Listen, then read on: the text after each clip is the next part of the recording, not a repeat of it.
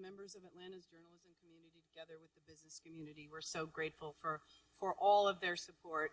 Tonight is not only an opportunity to celebrate those we are inducting into the Hall of Fame, it is also a night to recognize great journalism and the impact journalism has made not only on Georgia, but around the United States and the world.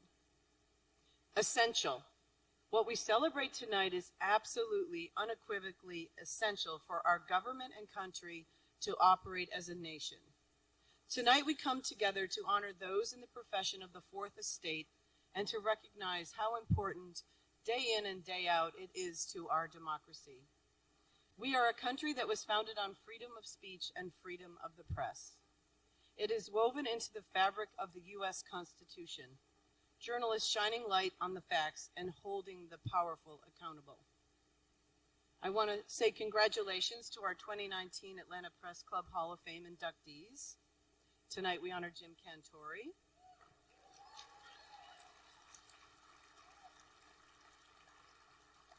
Go Jim. I'm a weather geek. Lino Dominguez, over here.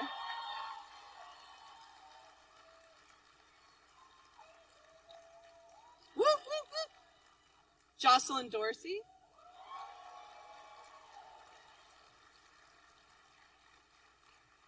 And Louis Grizzard. Where is it? All the wonderful AJC people are here. This is a wonderful class collectively, and it represents the best in the profession.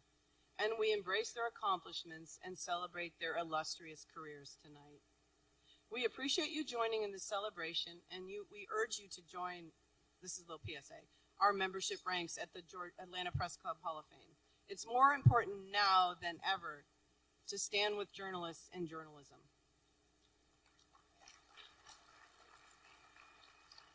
I spent 25 years at CNN, and we said facts matter. At GPB, we say we stand with the facts. And at the Press Club, we say journalism matters. On your seats, you'll find a wonderful guidebook, Georgia Humanities and the Atlanta Press Club produced this year. Yes, Georgia Humanities. Helping to educate the public and many students, which is the most awesome thing because the kids are actually getting their hands on this, to educate them on the role of journalists and why we and you are so important in a democracy.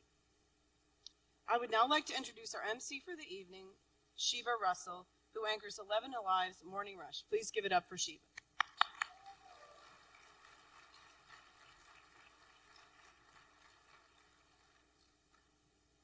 Good evening, everyone. It is so great to see all of you tonight. It is an honor to MC tonight's Hall of Fame dinner. I moved here about 3.5 years ago from New York City, where I worked as an anchor reporter at NBC New York. And this is my first Atlanta Press Club event. First one.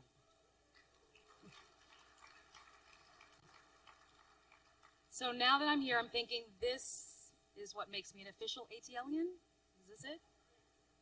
I mean, I thought it was the lemon pepper wings that I burned my mouth on, but I think this is it. All right, so we do have an exciting night ahead as we induct 4 fabulous individuals. The Atlanta Press Club uses the monies raised from its Hall of Fame to pair college students studying journalism with local media outlets for summer internships. And as you know, these internships really help students get that hands-on experience, and many of them are hired as a result of their internship. So tonight's event would not be possible without the support of many generous sponsors. First, we want to give a big thank you to the Coca-Cola Company for serving as the title sponsor of the Hall of Fame.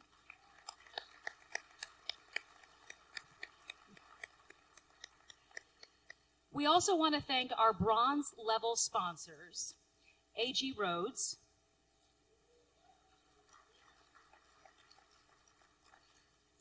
Community in Schools of Greater Atlanta, Edelman,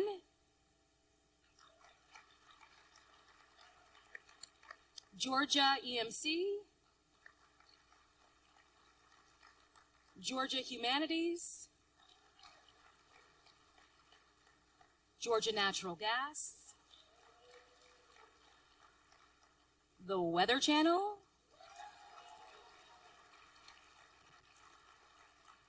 and WSB TV.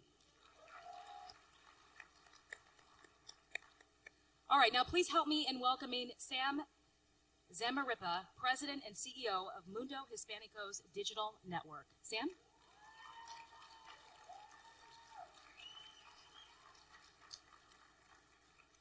All right, I'm a professional, but I was not ready for that.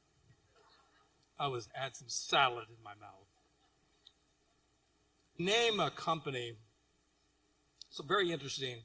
I have friends that own a large parking operation. It's called Parking Company of America. You all probably know that company. It does a lot of work here.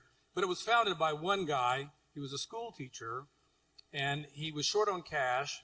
He was walking down the street one day in Los Angeles, and he saw this empty lot, and he saw a car parked there. And he thought, I wonder if I could rent that lot, and I could park 5 cars there, and I could get $1 a day. I could pay, $4 to the landlord and keep $1 myself. Well, that was a formula that was used to create today what is known as Parking Company of America, but he didn't call it Chavez Parking. He called it Parking Company of America. When Lino Dominguez started Mundo Hispanico, he didn't call it Atlanta News or Noticias de Atlanta. He called it Mundo Hispanico, the Hispanic world. This is the place you can identify, where you can find your world here. But buried in that idea of Mundo Hispanico was also this idea of the world, of something big. And today, now 40 years later, from a small newspaper that has gone through some very talented hands, including our good friends at Cox Media Group, who really groomed this paper into a national model that we acquired. Mundo is the #1 digital platform in the United States. Not the second, not the third. It is the #1 Spanish language digital media platform in the United States. We are more known in California, Texas, New York, and Florida, frankly, than we are in our own backyard.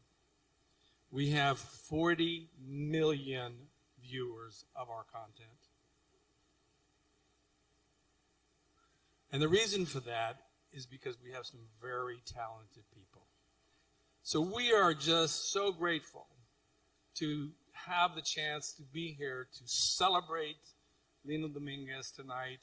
And we're honored to be a part of the Atlanta Press Corps and to be a part of the Atlanta media world. Let me just say this, that, the AJC covers Dixie like the do, and you guys at GPTV, GPB, you stand by the truth or you stand by facts, but let me tell you what we stand by. We stand by just the raw need that people want to know something. They want to know about themselves. They want to see themselves in the news. They want to hear about their future, and they want to hear about it in a way that they can understand it, and that's what we do at Mundo Hispanico. Thank you very much for inviting us tonight, and let us participate. Stephen Holmes, Vice President of Corporate Communications with The Home Depot. Stephen. We're here for one reason tonight, because the Atlanta Press Club is such an important institution, not only to Atlanta, but really throughout the U.S. And we want to honor that. We've done that for several years now, and we are so proud and so pleased to be here. And I would love to encourage the other corporate sponsors here tonight. Thank you for jumping in on this, many of you for several years. But I'd like to encourage you to encourage other companies within Atlanta to do the same. And Scott Leith from Coca-Cola, I'm not quite sure how you got the top billing, but we'll be in a bidding war next year. Thank you very much. Have a great night.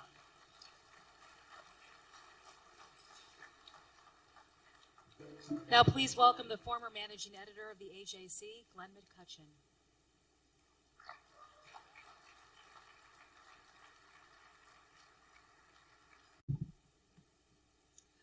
As you just heard, at 19, Louis Grizzard was a college freshman at the University of Georgia and a journalist at the Athens Daily News.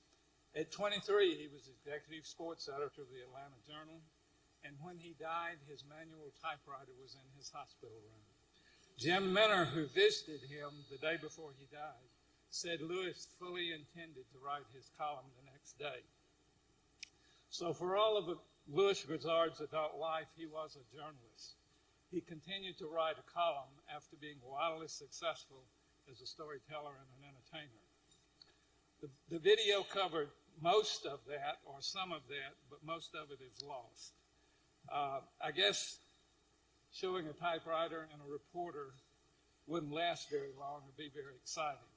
So I'm going to explain some of Louis's bona fides, and especially the times when he beat us, when I was on the Constitution and he was on the Journal. Before I get to that, I will tell you that Louis Grizzard turned down opportunities to be editor or managing editor of the Greenville News and the Austin American-Statesman. Before he left the Chicago Sun-Times, they wanted him to become night managing editor, but he said he didn't like Chicago and he wanted to come home. The Sun-Times is a tabloid and depends wholly on rack sales for their circulation. Louis shared with me a headline he said would empty every rack in Chicago. The headline would go something like this: "Hundreds killed in L train wreck as drunk engineer enjoys sex with his brother's wife." I said, Louis, I think that'd sell papers anywhere. It wouldn't have to be Chicago. I don't know how many people here are old enough to remember when Ohio State's legendary coach slugged a Clemson linebacker in the Gator Bowl. The linebacker had just intercepted an Ohio State pass, and his momentum carried him toward Woody Hayes on the sideline. Woody slapped and cursed the linebacker. The next day, Woody was unemployed. Every sports department in the country wanted to speak to Woody. As you might imagine, they want to know what happened, why'd you do it, what's wrong with you, or questions like that. And all enriched AT&T by burning up the long-distance phone lines, calling his office and calling his homes. All were frustrated because Woody wasn't answering anything. One sports editor put a little money into Delta. He put a reporter on a plane to Columbus, the one in Ohio, and the reporter knocked on Woody's front door. Woody answered the door and also the reporter's questions, and those of us on the Constitution were mightily disappointed the next day when the Journal had a story quoting Woody Hayes about what had happened, and we had nothing. I guess some of you might want to quibble about how smart that was, and my answer is, I don't know how smart it was, but Grizzard was the only one that was smart enough to do it. Most people my age know that one of the first things President Carter did after being elected president was to pardon all the young men who obeyed the call to go to Canada rather than to report for the draft. Louis had been moved by Durwood McAllister from the Journal Sports Department to the Journal City desk.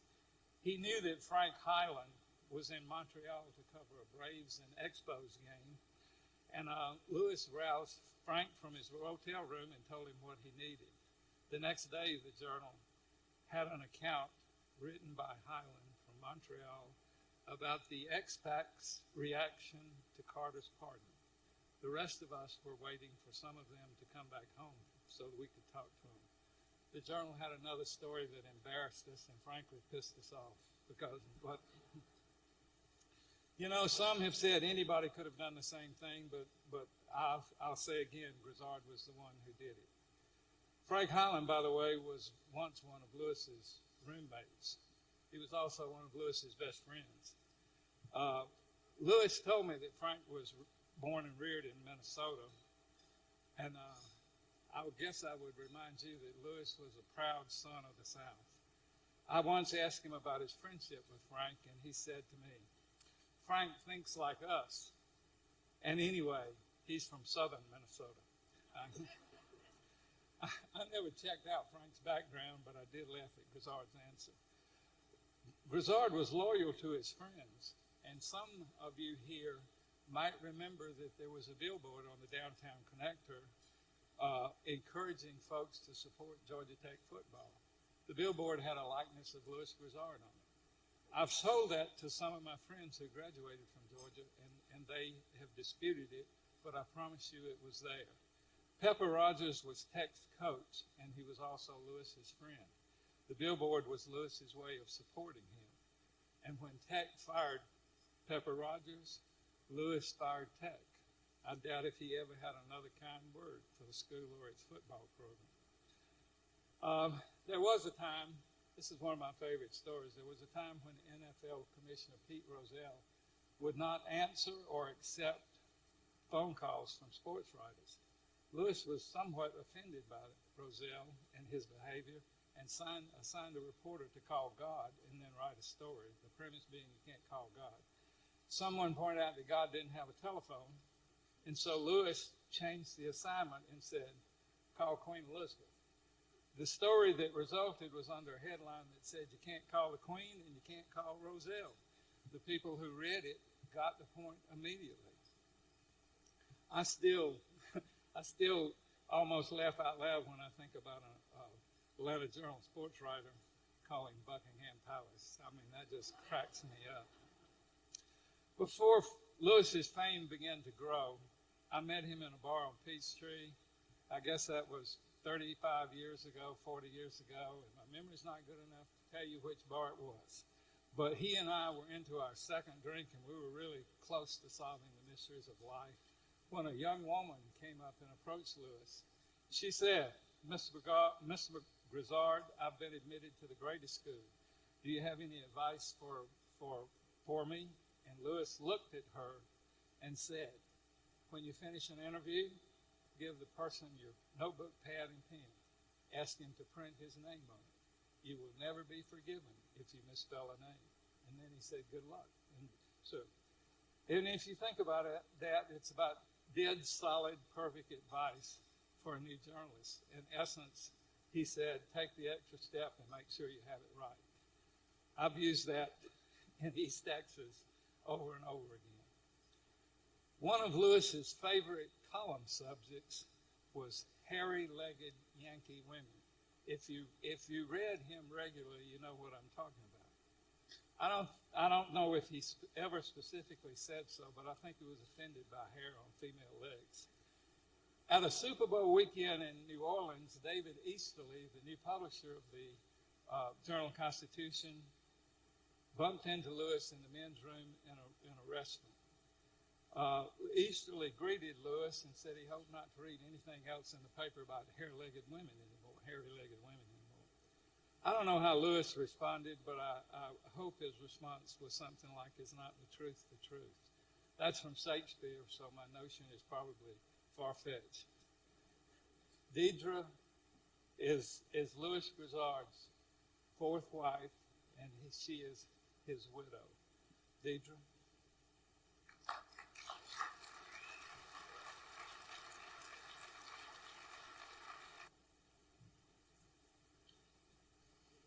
Thank you, Glenn, for the great stories.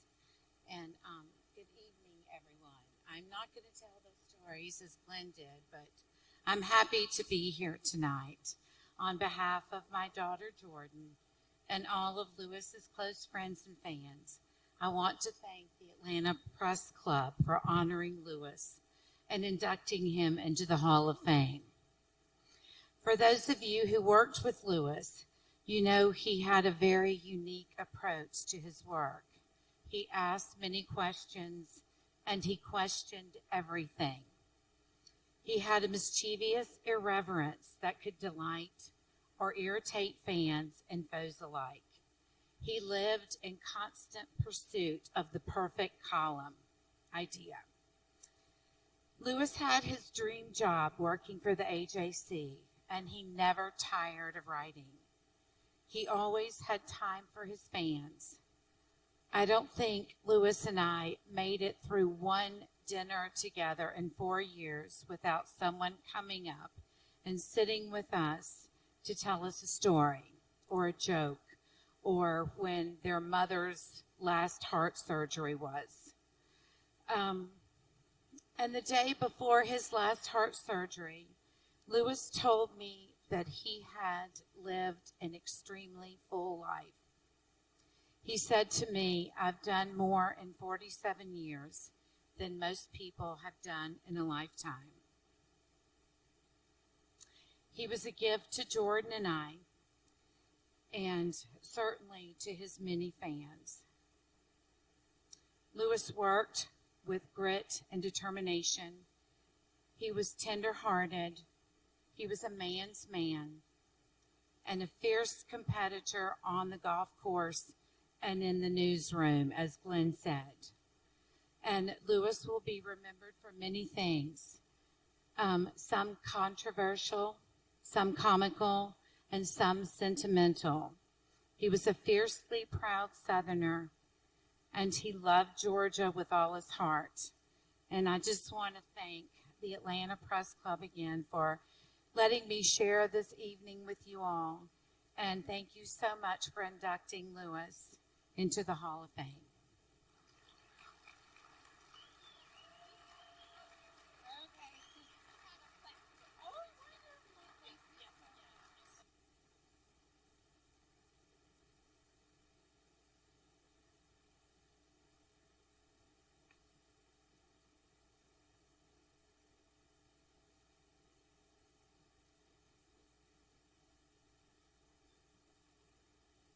Our next inductee, you've already heard so much about, was a founder of Mundo Hispanico, Georgia's largest Spanish language newspaper. Today, the organization has grown into much, much more. So please welcome our second inductee for the night, Lino Dominguez.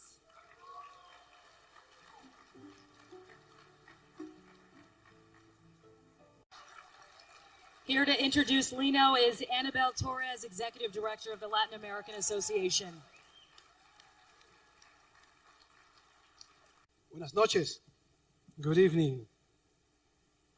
What a wonderful video and a testament to a man who early on saw the need to give a small but growing Latino community a voice.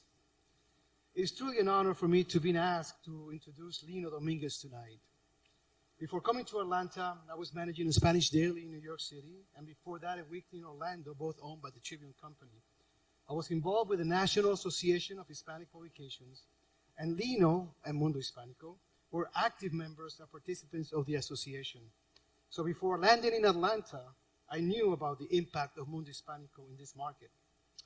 Eventually, Tribune sold OI, the NYC daily that I managed, just at the time that Cox Enterprises was acquiring Mundo. And I immediately jumped on a call with Cox and was lucky enough to succeed Lino as publisher. Good. Thank you. Thank you, Sam. I arrived in Atlanta in 2007. Lino was gracious and welcomed me and immediately started working to assure a smooth transition. It was his paper. We spent several weeks meeting with key community leaders, including our friend Sam Samaripa. And Sam, who would have thought at that time you would end up leading the country's most important Latino digital news source. What a compliment to Lino's initial vision. We met advertisers and key public and elected officials. He made sure I met the right stakeholders. In addition, most important, he made sure the staff was comfortable with me and gave me a comprehensive education on the Atlanta Latino landscape. And I want to say something. We've got a former and current Mundo Hispanico employees here. Please yourself, give a big shout because you are the heart of this company. Mundo Hispanico has been the voice of the Atlanta Latino community for over 40 years. And one of the highlights during my tenure as publisher was to celebrate Mundo Hispanico's 30th anniversary with an exhibition about the growth and impact of the Hispanic community through the lenses of Mundo Hispanico at the Atlanta History Center. The Atlanta community was able to see how the newspaper chronicled this growth via covers, stories, and advertisers as well. It was an amazing recognition to the work of Lino and the staff of Mundo Hispanico over the years that the History Center would highlight their work. I personally remember seeing for the first time some of those headlines and stories and recognizing the level of good journalism Mundo was publishing. It was hard-hitting when needed, and I remember Lino telling me how many times he received not-too-friendly letters or phone calls. I always remember that cover. It had an arrow pointing to the address of a politico in Cobb County that was not a friend of our community. And Lino got a lot of heat for that. But that was an awesome cover, Lino. That is what happens when you are the voice of a community. In addition, when you know you're doing the right thing for your readers and you're doing a good job. In preparation for tonight, I asked some of his staff that worked under him before I got here to tell me about Lino. These traits came up. A decent human being, more than a boss, a true professional willing to motivate and inspire, manage his staff with the highest ethics and love for his community. A friend at times, a father figure also, that will always open his home for gatherings to enjoy a meal, good music, anecdotes of his life, and a great conversation with a little bit of philosophy as well. Qué veladas tan lindas. What wonderful get-togethers. He has brought here tonight many of his good friends to celebrate this evening. That was Lino, and tonight I am pleased that we are honoring him. Lino Dominguez, please come up.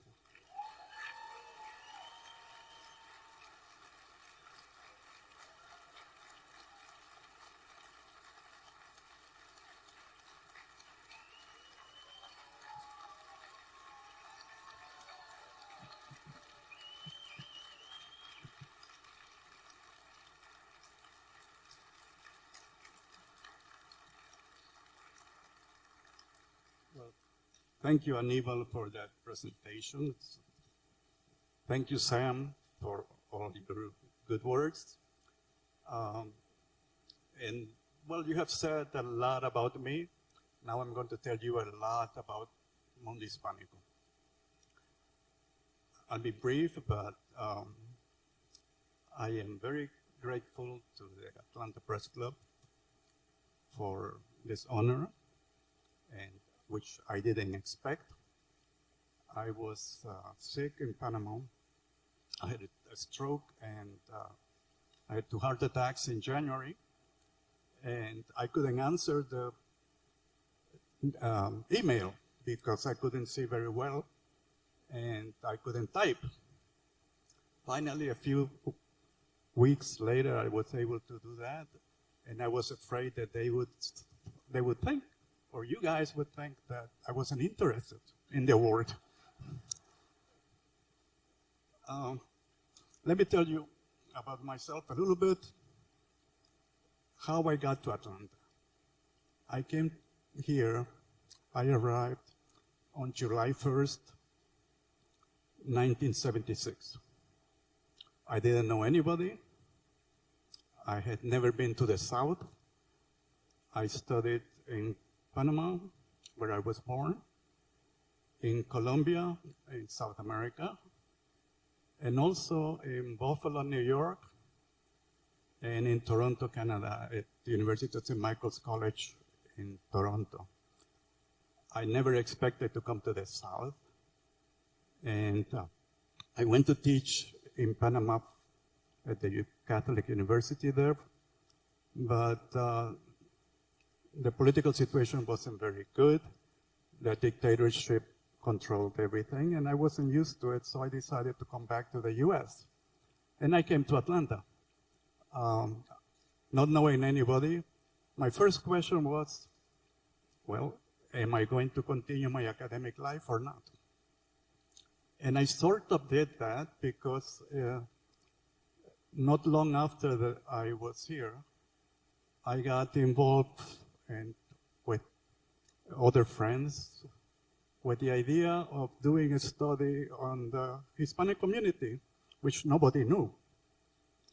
And I got in touch with the director of the Center for Urban Research and Service at the School of Urban Life at Georgia State, who was very graciously who accepted the idea, and we got it together. We raised the funds, and we did the study for 3 years. At the end of that study, we concluded that one of the things that the Hispanic community needed was a means of communication. And I didn't expect to do anything like that myself at that point. But then the Latin American Association asked me to become the director at the end of 1979. And I accepted. And the chairman of the board told me, well, you have to do the job of a director, which is raise money and give services. And my friend George Handelsman is here today. He was a young lawyer who practiced immigration law, and today he is the honorary consul of Bolivia in Atlanta. I got involved in January 1980. I became the director of the Latin American Association, and I fell in love with the newspaper, the idea of the newspaper, because I realized that the Hispanic community was invisible and it needed a voice. People wanted something to communicate through, and they didn't have it. I figured that what was Gaceta Latina at that point was a newsletter, basically, in the tabloid format.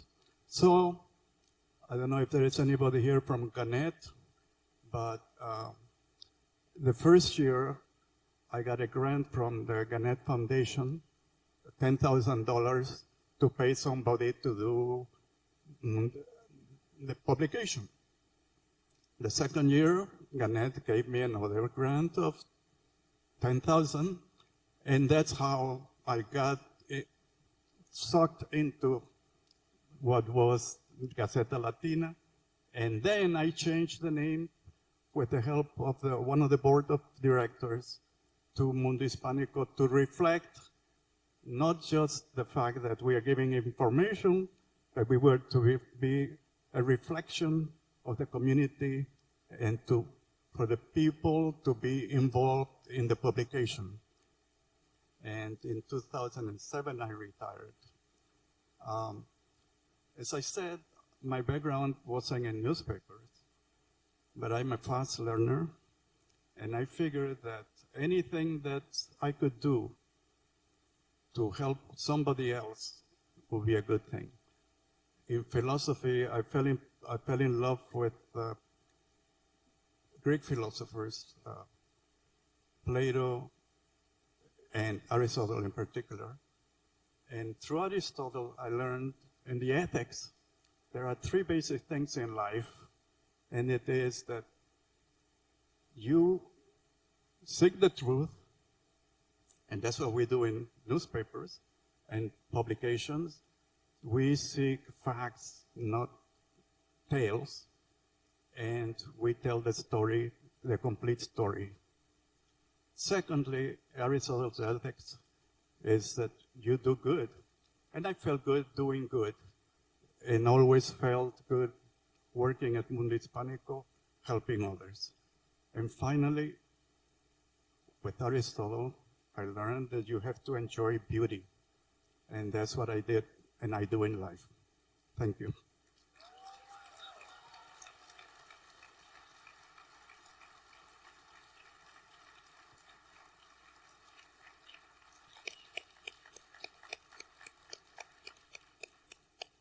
Our next inductee earned her spot as Atlanta's first African American anchor and one of the most powerful women in Atlanta media. Ladies and gentlemen, introducing Jocelyn, former general manager of WSB TV, Tim McVeigh. Well, as you can imagine, I was so honored and humbled that Jocelyn asked me to introduce her. It really is so special. Thank you, Jocelyn.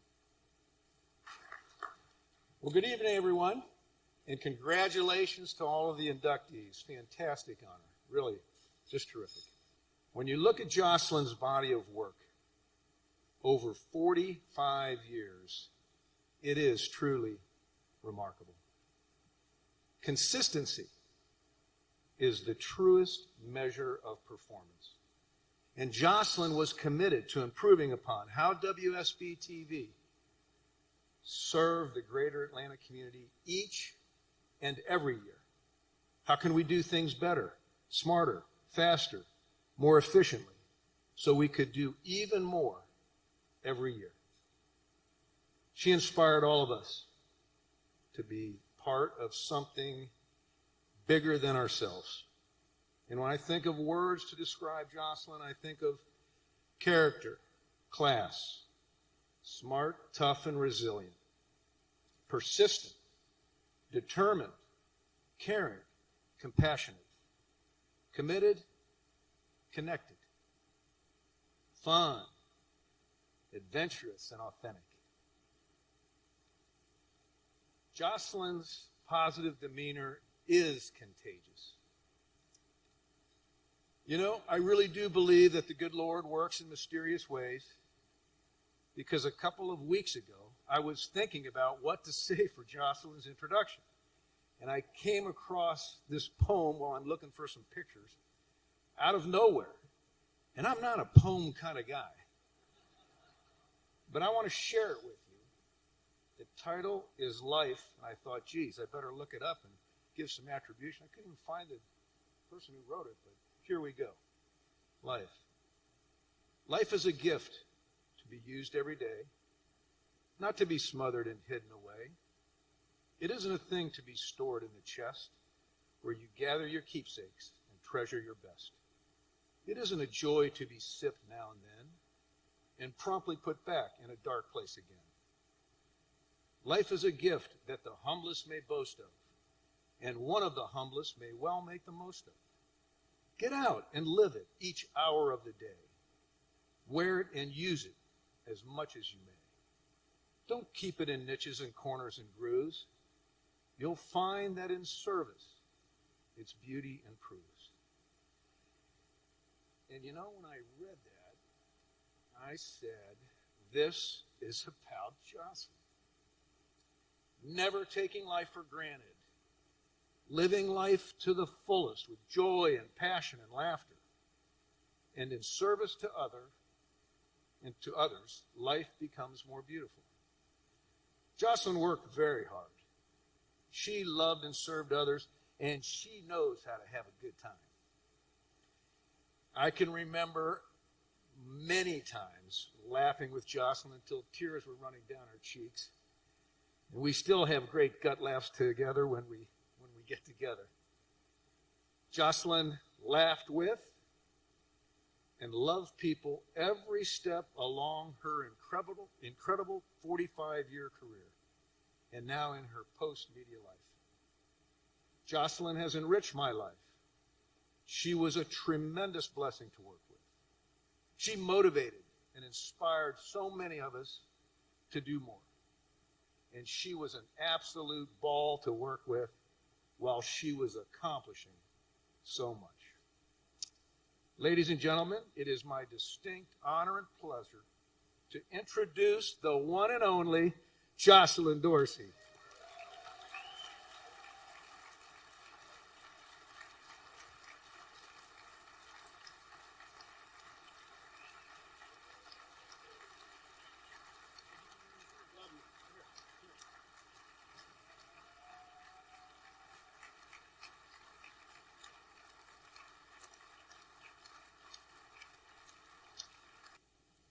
Whew.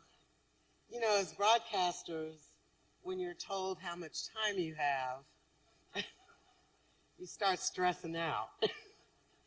And I was joking with some of my friends about the biggest thing I was worried about tonight was that I didn't have enough time to thank everyone here who bought tables and who attended the event to support me. Well, I'm stressing out about that because it's very difficult because there were so many people who did that. So I'm going to ask everybody who bought a table and who attended to stand up. No, I'm just kidding. But thank you so much to all of you. And I see many of you here who have bought tables and supported me, but not only supported me, but the Atlanta Press Club, because this is about scholarship for young journalists that we sorely need today in this country. So thank you.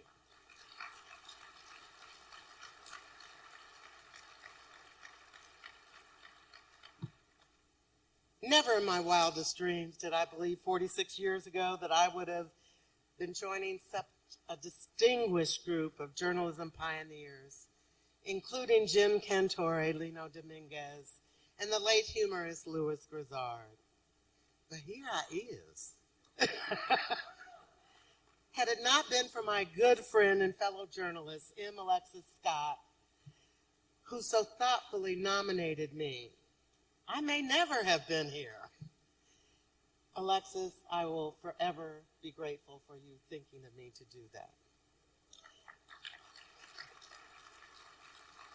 And sincerely, I want to honor the Atlanta Press Club, the Executive Committee, the Board of Directors, because honoring me, you honor the people who made me. And with the little time I have, I must acknowledge just a few of those people.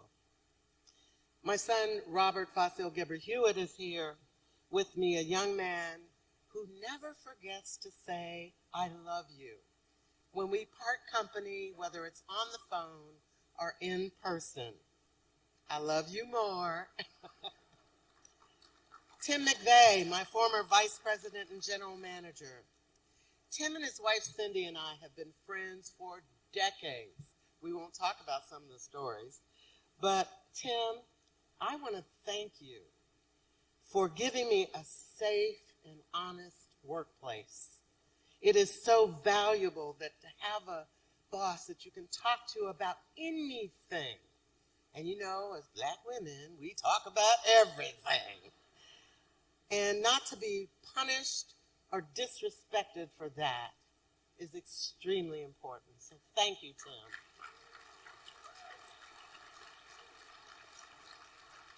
And I thank God for the health, for allowing me to be here and revel in the glory, for giving me the parents who raised me to become the person I have become.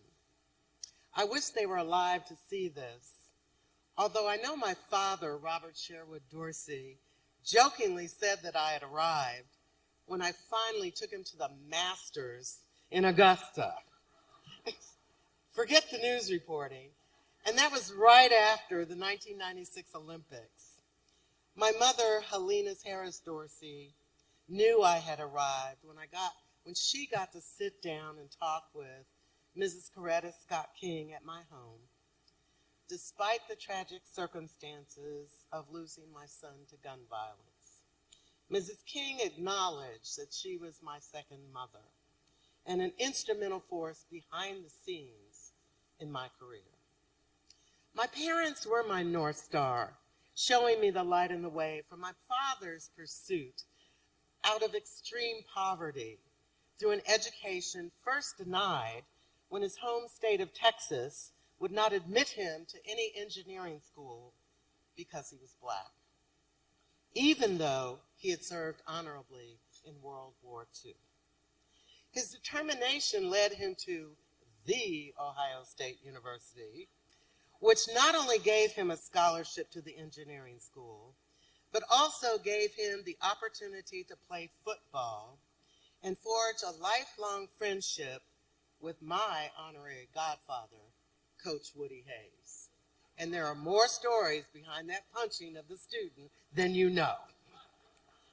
And I'm sure you've heard by now that the Ohio State University is number one in college-ranked football. Go Bucks.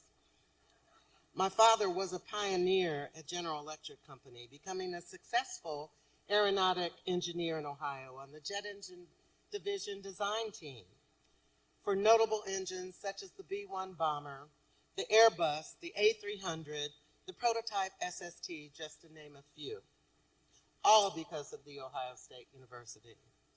My mother and father met at Ohio State and married after graduation. My mother grew up working on a farm in rural Ohio, where I spent most of my summers slopping hogs, milking cows, gathering eggs from the hen house, and then eventually getting to driving the tractor to cultivate the fields. There, I learned hard work. As a second-generation Buckeye, my campus life was fueled by protest against the Vietnam War, the lack of black studies, the lack of faculty, and the lack of students, with the National Guard patrolling the campus, fanning the flames, which erupted when 4 students were killed on our sister station campus, Kent State University. My newly acquired journalism skills inspired me to write about it all as a member of an underground student newspaper. And we shut Ohio State down. I learned then about the power of the pen. That pen took me to summer internship programs at the weekly black newspaper, the Cincinnati Herald, after which my publisher and mentor, Mrs. Marge Parham, marched me into the general manager's office of WKRC-TV in Cincinnati as the answer to his dilemma of not being able to find a good black journalist, and he hired me. 8 months later, I was recruited to WSB-TV, where I recently learned from Cox Enterprises president and CEO, Alex Taylor, that 3 months in, the management there was very nervous about creating a weekend news show and having me debut it as their first black anchor.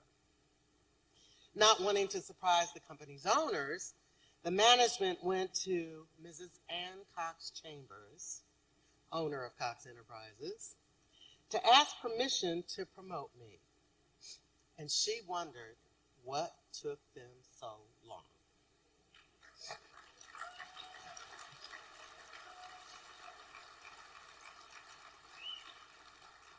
I had no idea she was my guardian angel, but everybody else knew, and I was treated with kid gloves. I was not always, though, welcome internally in the newsroom, as some thought I was just a civil rights token and not really a journalist. In fact, I have a cold, so I'm so sorry. In fact, there were several times I really wanted to quit because of the pressure. But it was my friend and my mentor, John Pruitt, who encouraged me to stay the course and reminded me of why I was needed in the newsroom, to use my voice to speak for those who could not speak and to help improve the quality of life of all Georgians. And he was right. I really never thought that I was a trailblazer. I was just trying to serve as a maverick outsider from up north, having been sheltered from the deep south, which reared its ugliness all around me. From the Ku Klux Klan, led by Grand Wizard James Venable, burning crosses on Stone Mountain, which he owned, which I could not attend, and I couldn't go. To the white supremacists such as J.B. Stoner, where I was spit at the Sheraton Biltmore ballroom while trying to cover his announcement to run for governor. And I ultimately had to cover his trial and conviction for the numerous church bombings he was accused of. To the shooting of an Atlanta firefighter in Forsyth County, way before Oprah was there, where we had to ride in a sheriff's car to the scene for fear of our safety.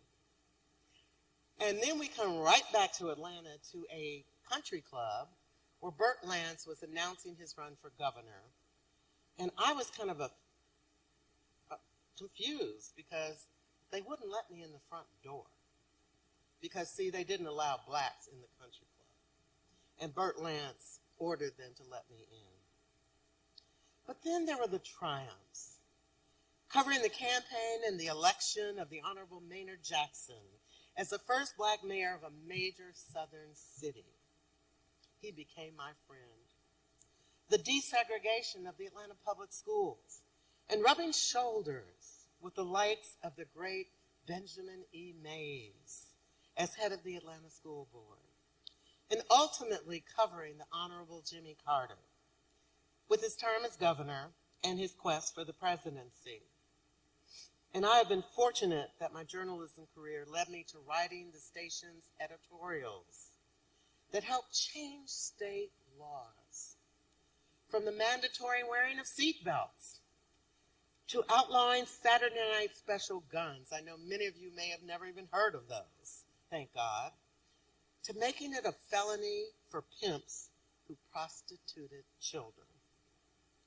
It has been one of the most rewarding ways to make a living, and now to be recognized by my peers for my work and becoming a part of Georgia journalism history is icing on the cake, and I thank you.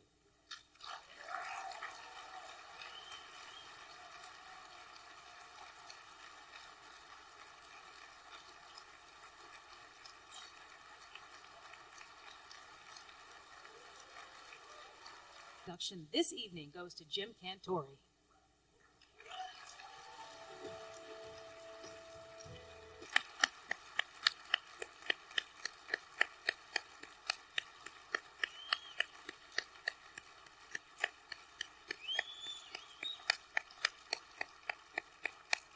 Please welcome Jim's co-anchor, Stephanie Abrams.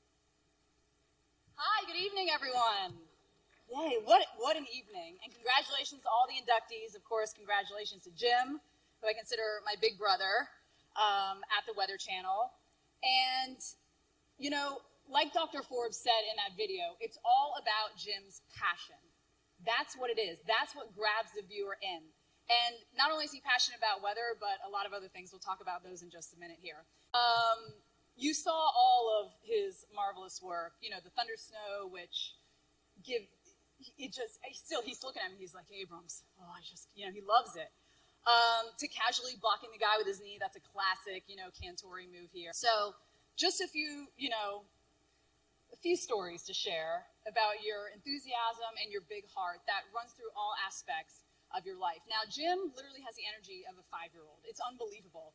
They were talking about, it looks like he's had 5 cups of coffee. He's probably had 0 when he's out there. He's just so energized and riled up. In fact, Jim and I used to go running before we got old. I mean, we used to go running. Now we're like falling apart. And he would say, Abrams, you're doing great. Always encouraging too. Abrams, you're doing great. You're doing great. And he's like, I'm going to run ahead though. I'm going to go ahead because he just has so much. I couldn't keep up with him. And so I'm like, what is he doing up there? And we're doing that loop around the Chattahoochee. What is he doing up there? He's jumping up and down. I get up there. I'm like, okay, just 1 second, right? He's doing push-ups, jumping up on the benches. I mean, he just is full out no matter what he's doing. And that goes to the softer moments too. During Hurricane Katrina, Jim was with a bunch of veterans in Mississippi. And what happened is they had the elevation wrong on how high this hospital was. So they thought the veterans were going to be okay, but they made an unfortunate mistake there. And so what did Jim do when the water starts flooding in? He said, forget TV, we're not doing this. No, I don't care. Everyone put your stuff down. And they carried these veterans, some of them in wheelchairs, up the stairs. That was his first priority, was the people. He genuinely cares about the people that he's trying to save and literally saved their lives. And it's an honor to work with you on every day because, we can feed off your enjoyment and your infection. So, it draws in the audience, it draws in the people, and I'm just so fortunate to call you a friend and a co-anchor. And on behalf of all of us at the Weather Channel, whoop, whoop, the viewers, and of course your dad, who, weren't you painting houses? I think Jim was painting houses some 30 plus years ago now. And his dad was like, he got the call from the Weather Channel. Remember Weather Channel 30 years ago? It's like, what's that? And he was like, you got to go for it, Jim. You love the weather. You got to do it. You got to do it. And I know you love your dad. I know you love the weather. We all love you. Congratulations on such an honor in your 30 plus years of making TV and the weather community better. Wow.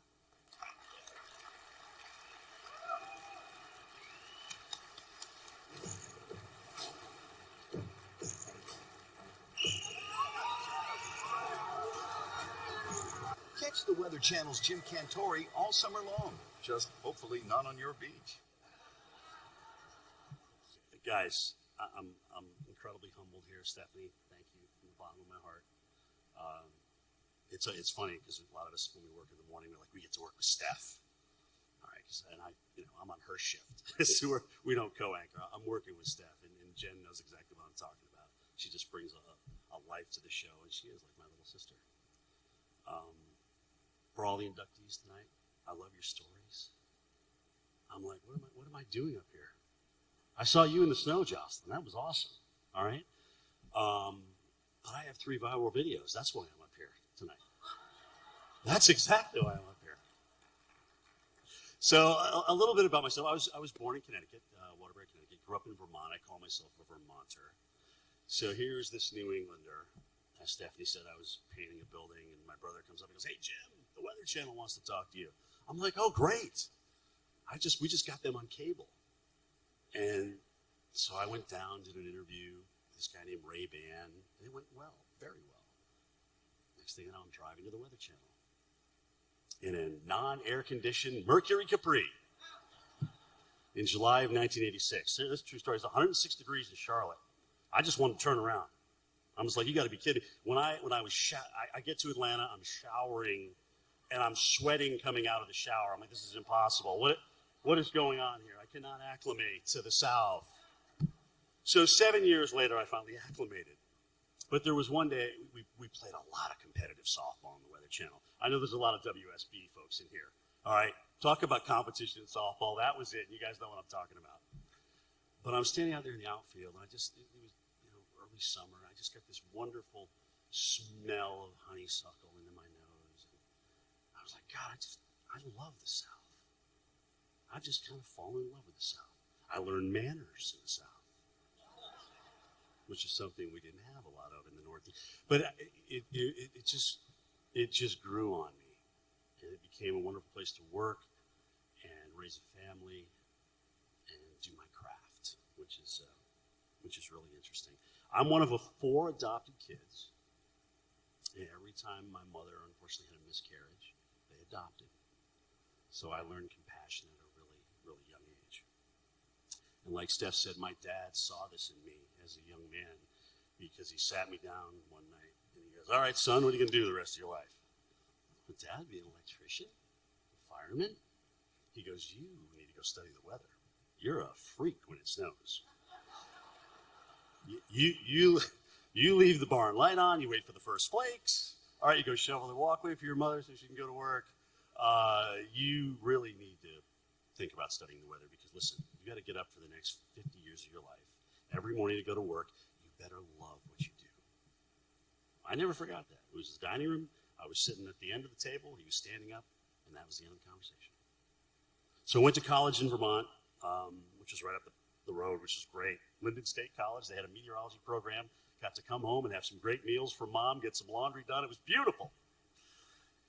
And then in 1986, I got my job at the Weather Channel.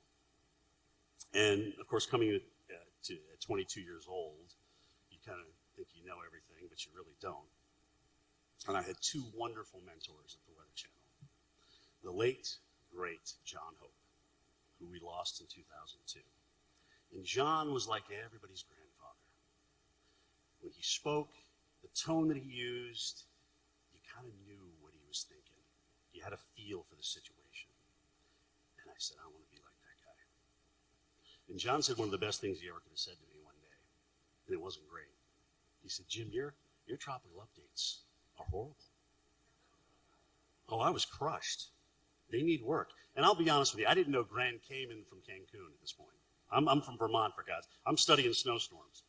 So I learned the tropics, and it made me do the work and do the extra work to make John happy and make the viewers happy, because after all, they want good information if they're tuning into the Weather Channel.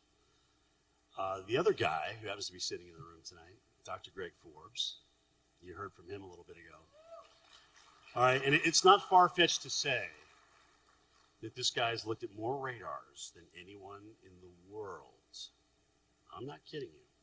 But to work with this man and to watch him call a tornado warning before the National Weather Service issues one was just amazing to me. When we got a severe weather outbreak, it was like the Super Bowl. I knew that Forbes and I would be up there talking about these storms and leading the way and warning whoever was in harm's way. That was awesome. That was one of the best parts of my job, Dr. Forbes, and I thank you for inspiring me. Thank you, sir. I'm really proud to have a lot of my colleagues here with me tonight. You'll find that as you rise to the top or you achieve your goals in life, you're not doing it alone. As Jocelyn said, there's a lot of people along the way that help you, and they're there with you. And it's great to have my team with me here tonight. A lot of them, by the way, they have to get up in about 2 hours. So I really appreciate that. When you think of the word meteorologist, and a lot of times, you guys as journalists, the weather can lead the story and everything. But one of the things that we have to look forward to is the weather speaks for itself. We don't have to twist it any way, shape, or form. We know what it's going to do. If it's going to be bad, it's going to be bad. If it's going to be good, it's going to be good, and we get to tell you that. But the thing that is so wonderful about being a meteorologist is you get to be a servant. Every day you get to walk into the office and say, how can I help people get to work, get to school, maybe save their lives, maybe help them make a good decision about a storm that's coming up. What a wonderful thing. And if you ever need inspiration to get out of bed at 3:15 in the morning, which I think a lot of us do, that's it right there. And I know I'm speaking on behalf of the whole weather enterprise. We're servants, and we love being servants. All we want to do is help.